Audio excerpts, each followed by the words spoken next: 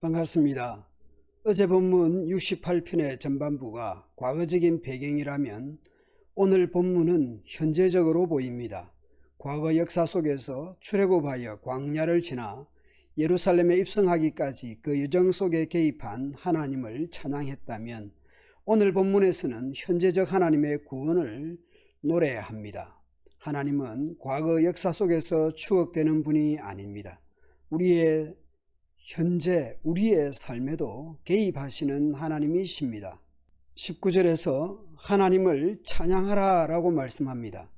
하나님은 어떤 분입니까? 날마다 우리의 짐을 지시는 분입니다. 또한 그분은 우리의 구원이신 하나님입니다. 히브리어 성경의 어순을 따라서 직역해 본다면 이런 식입니다. 찬송하라가 먼저 나옵니다. 선언적이고 명령적입니다. 그분을 높이는 것이 그만큼 중요합니다. 찬송하라 주를, 그리고 그분이 어떤 분인지 설명합니다. 날마다 짐 같은 고통을 지시는 분이시고 예수와 즉 구원이신 하나님입니다. 20절 이후에서 구원의 하나님을 다시 말씀합니다. 표준세 번역은 그 내용을 충분히 살려서 번역을 했다고 볼 수 있습니다. 우리의 하나님은 우리를 구원하시는 하나님이시다. 그분은 우리의 주님이시다. 우리를 죽음에서 구원하여 내시는 주님이시다. 모든 사람을 구원하시는 것이 아닙니다.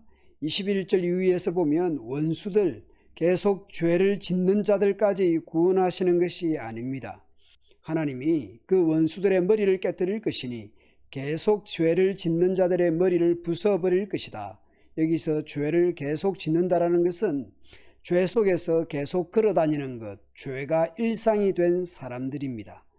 그리고 여기서 너희는 하나님의 구원받은 백성입니다.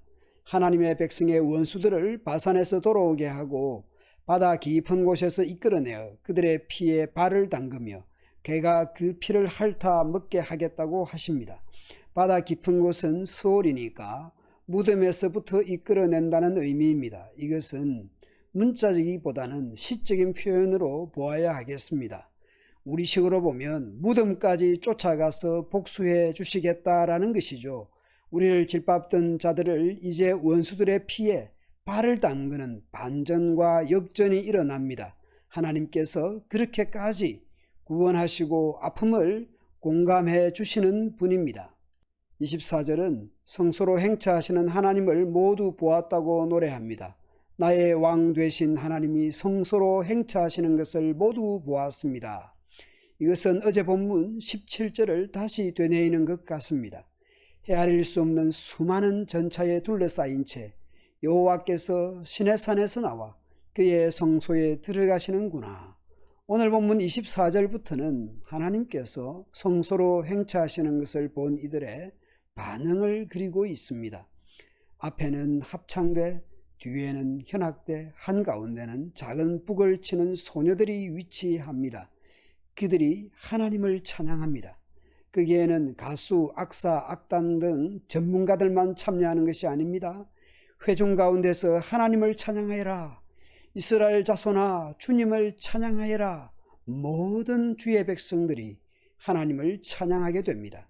온 회중, 온 백성이 하나님을 찬양하는 것입니다. 하나님을 찬양하는 것은 성가대, 찬양대만이 아닙니다. 모든 하나님의 백성이 하나님을 찬양하는 것이죠. 대표적으로 몇몇 지파들이 소개됩니다. 남쪽에서는 베냐민, 유다, 북쪽에서는 스불론, 납달리 대표들입니다. 남북 모든 이스라엘 자손은 구원의 하나님을 찬양합니다. 28절의 번역이 쉽지 않습니다만 기도문으로 보는 현대인 번역을 따르겠습니다. 하나님이시여 주의 힘을 모으소서. 전에 우리를 위해 사용하셨던 그 놀라운 힘을 우리에게 나타내소서. 하나님께서 옛적에 보이셨던 것처럼 다시 그 능력을 보여주실 것을 기도합니다. 그렇게 하면 왕들이 주께 예물을 가져올 것입니다. 갈대밭에 들짐승 같은 이집트, 송아지를 거느린 숫소떼 같은 세계 민족들, 그들이 은을 바치며 복종할 때까지 낮추어 주기를 기도합니다. 특히 전쟁을 즐기는 모든 민족을 흩어달라고 기도합니다. 그렇게 하면 이집트와 이디오피아의 사절단이 예물을 가져오며 그리고 그들이 손을 들어 하나님을 경배하게 될 것이라고 합니다. 32절 이후에서 이집트나 에티오피아에게서 뿐만 아니라 온 세계가 하나님을 찬양할 것을 말씀합니다. 세상 나라들아 하나님께 노래하고 여호와께 찬양하라 라고 외칩니다. 왜냐하면 그 하나님은 옛날 옛적부터 있는 하늘을 타고 다니시고 하늘에서 웅장한 소리를 발하시고 곧 청둥을 발하시는 분이기 때문입니다. 너희 이스라엘 하나님의 백성에게 명령합니다. 하나님의 능력을 선포하라고 명령합니다. 왜냐하면 그의 위엄은 이스라엘 위에 있고 그의 능력은 하늘에 있다. 성소에 계시는 하나님은 위엄이 있기 때문입니다. 또한 하나님의 백성에게 하나님을 찬양하라고 명령합니다. 이스라엘의 하나님은 자기 백성에게 힘과 능력을 주시기 때문입니다. 세상 나라들 이스라엘 하나님의 백성은 하나님의 위엄과 능력을 찬양합니다. 그리고 찬양하도록 부름을 받습니다. 하나님께서 자신의 백성에게 힘과 능력을 주시는 분이기에 찬양합니다. 하나님께서 우리를 죽음의 자리에서 사지에서 구원하셨습니다.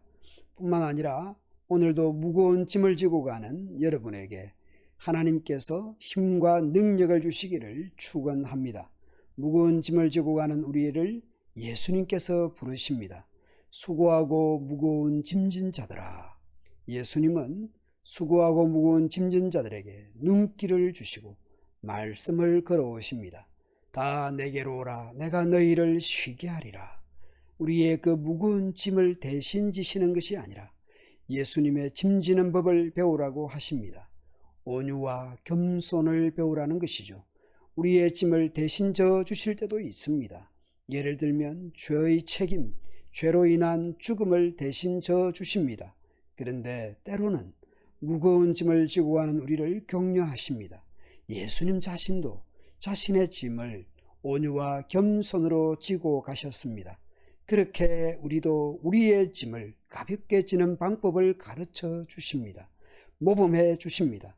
온유와 겸손으로 짐을 지고 갈 때 같은 짐이라도 쉼을 얻을 수 있습니다. 수고하고 무거운 짐진 분들이여 예수님께로 나아가서 쉼을 배우고 쉼을 얻도록 합시다. 오늘 하루도 예수님처럼 온유와 겸손으로 우리 각자의 삶의 짐을 지고 살아갑시다. 온유와 겸손과 낮아지심과 섬김의 예수님을 본받아서 살아가기를 다짐하며 기도하며 하루를 시작합시다.